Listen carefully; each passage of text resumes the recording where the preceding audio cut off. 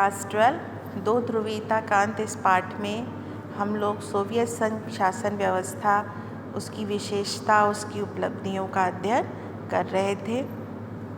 आज सोवियत प्रणाली में क्या कमियां थी जिसके कारण इतनी अच्छी व्यवस्था होने के बावजूद, आत्मनिर्भरता प्राप्त करने के बावजूद सोवियत संघ विघटित हो गया, वो कमियां क्या थीं ये हम जानेंगे। सबसे पहली कमी जो दी हुई है कि जनता को अभिव्यक्ति की आज़ादी नहीं थी। यहाँ पर लिखा था नौकरशाही मतलब सरकार की मशीनरी जिससे सरकार कार्य करती है। ठीक, तो सबसे पहली चीज़ क्या कि नौकरशाही का शिकंजा कसता चला गया। मतलब जैसे जैसे ये प्रणाली बढ़ती, सोवियत संघ का समय बीतता गया, जो प्रशासनिक मशीनरी थी वो जनता के जीवन पर ज़्यादा से ज़्यादा नियंत्रण करती चली गई। और दूसरी कमी क्या थी कि अभिव्यक्ति की आज़ादी नहीं थी, बोलने की, सरकार का विरोध करने की कोई स्वतंत्रता जनता को नहीं थी। तो उससे क्या हुआ कि जनता और ज़्यादा घुटन महसूस करने लगी कि जो सत्ता की कमियां हैं उसको हम बता नहीं पा रहे। तीसरी कमी जो कम्युनिस्ट पार्टी थी, उसी का आप पढ़ चुके हैं कि एक दलीय शासन व्यवस्था था, सिर्फ कम्युनिस्ट पार्टी ही सरकार बना सकती थी, उसी के सदस्य सत्ता पर काबिज हो सकते थे, विधि का निर्माण कर सकते थे, और इसकी जनता के प्रति कोई जवाबदेही नहीं थी।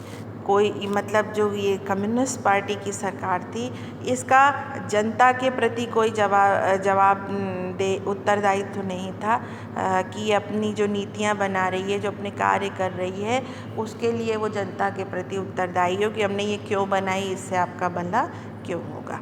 तो इसका इस तानाशाही शासन का परिणाम ये हुआ कि जो शासन में बैठे लोग थे वो निरंकुश होते चले गए और जनता में असंतोष बढ़ता चला गया। अगली कमी जो यहाँ बताई गई है कि आप पढ़ चुके हैं कि सोवियत संघ में 15 गणराज्य थे, 15 देशों को जिनको गणराज्य कहा जाता था उनसे मिलकर सोवियत संघ बना। लेकिन उसमें आप जैसा मानचित्र में भी देखिए, रूस सबसे बड़ा था हर दृष्टि से, क्षेत्रफल ही नहीं बाकी चीज़ों में भी।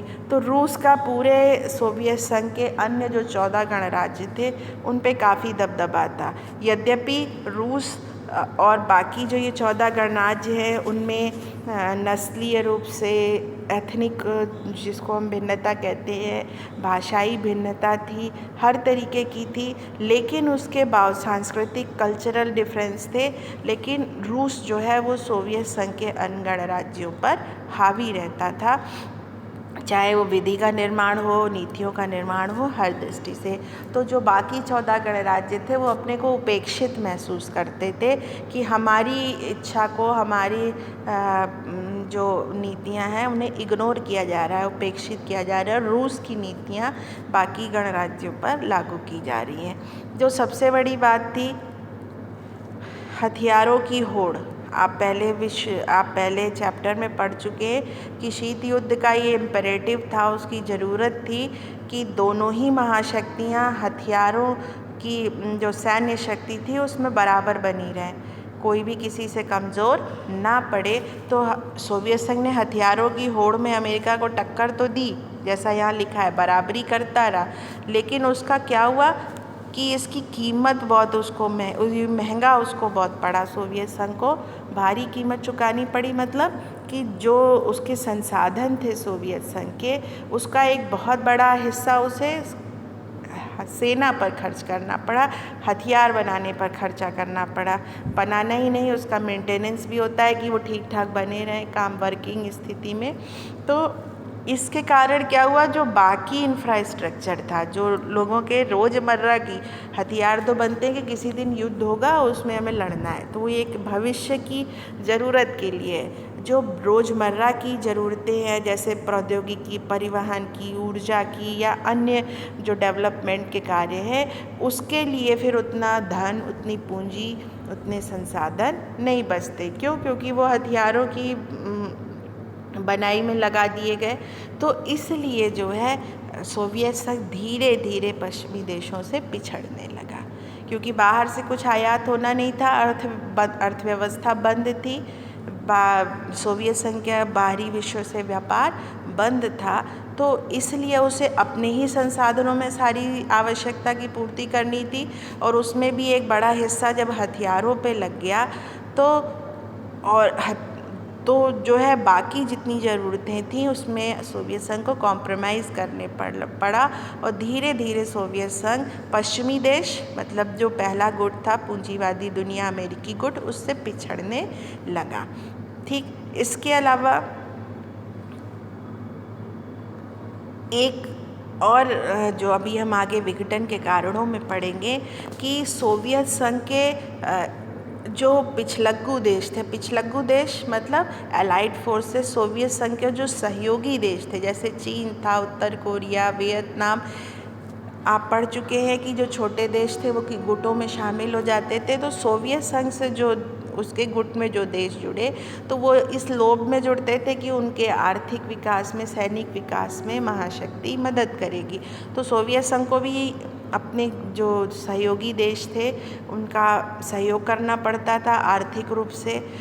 इससे भी क्या हुआ, एक तो हथियार अपना अंदर से ही कमी पड़ रही है पूंजी की, और बाहरी जो साथी देश है उनकी आवश्यकताओं की पूर्ति के कारण भी सोवियत संघ की अर्थव्यवस्था पर अत्यधिक बोझ पड़ा।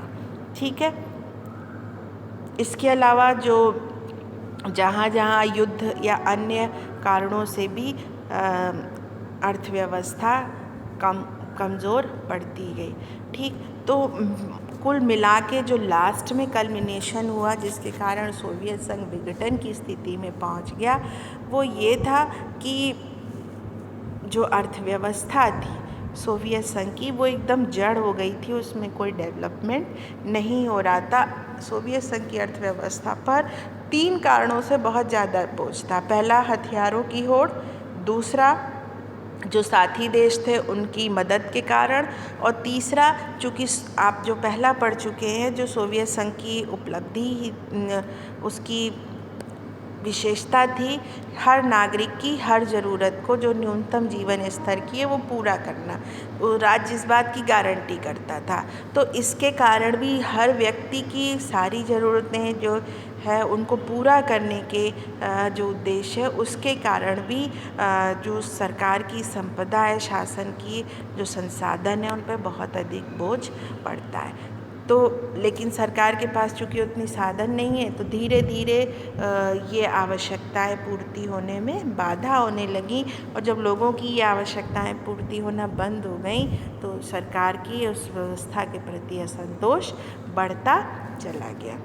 ठीक, इसके आगे अब हम ये पढ़ेंगे कि किस प्रकार सोवियत संघ का विघटन हुआ, वो कौन से घटनाक्रम थे।